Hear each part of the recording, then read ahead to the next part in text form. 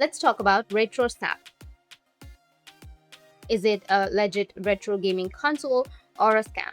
So, RetroSnap Play is heavily advertised as a powerful retro gaming handheld loaded with thousands of classic games. What it actually is based on user reports and independent breakdowns.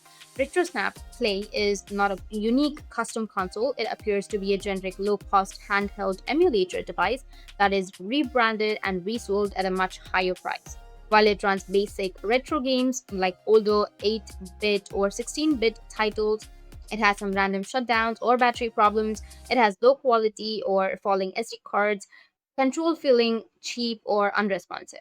If we talk about the value for money, then the biggest issue is pricing. Similar hardware is often available elsewhere for significantly less, while RetroSnap markets it as a premium nostalgic device, and this gap between cost and actual hardware value is one of the main reasons for negative feedback.